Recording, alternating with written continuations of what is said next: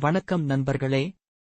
கடந்த பதிவுகளில் பாண்டவர்களின் பிறப்பையும் அவர்களின் ஆரம்ப வாழ்க்கையையும் கண்டோம்.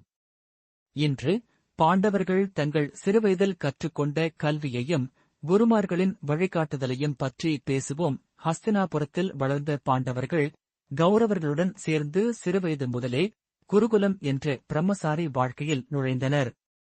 குரு திரோணர் அவர்கள் அனைவருக்கும் கற்றுக் கொடுக்க தேர்ந்தெடுக்கப்பட்ட சிறந்த ஆசானாக இருந்தார். அவர்களின் கல்வி மிகவும் கட்டுப்பாடும் ஒழுக்கமும் கொண்டது. நாள் முழுவதும் படிப்பு, வில் மற்றும் வாள் போன்ற ஆயுத பயிற்சி மற்றும் நெறிகளை கற்றுக்கொண்டனர். திரோணர் யுத்தக் கலையிலும் அறச்சான்றிலும் தனித்திறன் கொண்ட ஒரு குருவாக இருந்தார். அவர்களால் பாண்டவர்கள் வில்வித்தை, குத்துச்சண்டை, குதிரை சவாரி மற்றும் சக்கர ரத பந்தயங்களில் ஆழ்ந்த அறிவை பெற்றனர். மகாபாரதத்தின் இந்த பிரபலமான நிகழ்வு கவனம் மற்றும் ஒருமைப்பாட்டின் முக்கியத்துவத்தை எடுத்துக்காட்டுகிறது. இது மாணவர்கள், தலைவர்கள் மற்றும் வெற்றியை நோக்கி செல்ல விரும்பும் அனைவருக்கும் ஓர் அற்புதமான பாடமாகும். திரோணாச்சாரியர் தன் மாணவர்கள் கவனம் எவ்வளவு முக்கியமென புரிந்துகொள்வதற்காக ஓர் தேர்வை வைத்தார். ஒரு மரக்கிளையில் ஒரு மரபாண்ட பறவை வைக்கப்பட்டது. மாணவர்கள் அந்த பறவையின் கண் எனும் குறிக்கோளை குறிவைத்து அம்பு எய்ய வேண்டியது. அவரவர் அம்பு எய்யும் முன் திரோணர் ஒரு கேள்வி கேட்டார். நீங்கள் என்ன பார்க்கிறீர்கள்? முதலில் யுதிஷ்டிரர். திரோணர் கேள்வி கேட்டபோது யுதிஷ்டிரர் சொன்னார், நான் மரத்தையும் அதன் கிளைகளையும் பறவையையும் அதன் சுற்றுச்சூழலையும் பார்க்கிறேன். இதைக் கேட்ட திரோணர் அவரை விலக்கினார். அதன் பிறகு பீமர் மற்றும் பிற மாணவர்கள் வந்தனர். அவர்கள் அனைவரும் பறவையும் மரமும் கூடவே பார்ப்பதாகச் சொன்னார்கள். அவர்கள் அனைவரும் புறக்கணிக்கப்பட்டனர்.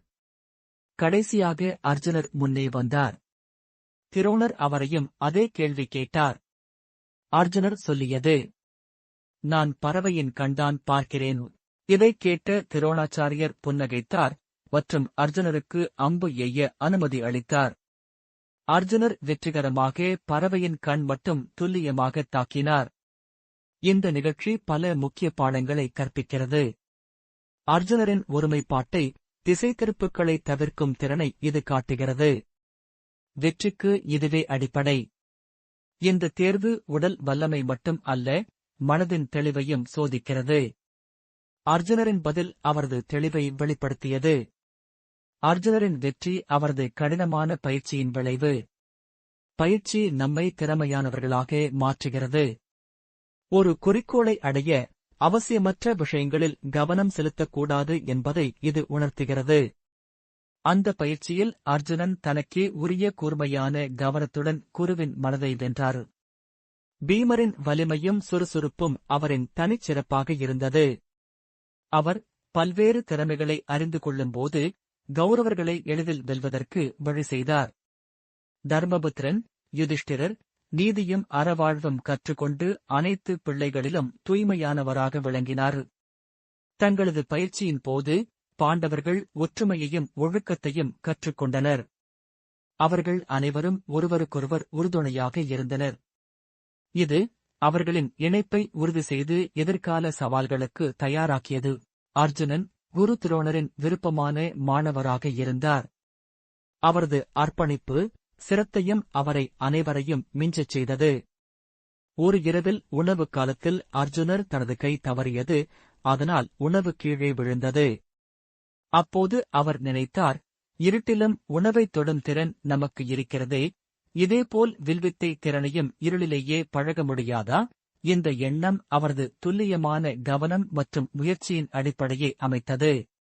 இரவிலும் எந்த வெளிச்சமும் இல்லாமல் தன் வில் மற்றும் அம்புகளை பயன்படுத்தி இலக்கை அடைய பயிற்சியில் முழுமையாக ஈடுபட்டார். இதன் மூலம் ஒரு மனிதர் தன்னுடைய இலக்குகளை அடைய வேண்டும் என்ற உறுதியும், சாதாரணமாக எதைக் கொண்டும் வாழ்க்கையில் புதிய திறன்களை கற்கலாம் என்பதையும் அர்ஜுனர் சுட்டிக்காட்டினார். இந்த சிறு விஷயம் அவரது மாபெரும் நிபுணத்துவத்திற்கு அடித்தளமாக அமைந்தது. இந்த விடாமுயற்சியால் அவர் காலத்தில் மகாவில் வீரர் என அழைக்கப்பட்டார். குரு திரோணரின் வழிகாட்டுதலால் பாண்டவர்கள் வாலிபத்திலேயே வீரத்திலும் அறிவிலும் முனைந்து விளங்கினர். அவர்களின் கல்வி மட்டுமே அவர்களின் வாழ்க்கையில் வரவிருக்கும் மாபெரும் சவால்களையும் யுத்தங்களையும் சந்திக்க உதவியது. அடுத்த பதிவில் பாண்டவர்களின் திறமைகளால் கௌரவர்களிடையே உருவாகும் சண்டைகளையும் நோக்கங்களையும் பார்ப்போம். இந்த கதை பிடித்திருந்தால் சப்ஸ்கிரைப் செய்ய மறக்காதீர்கள். பாரத கதை கதிர்.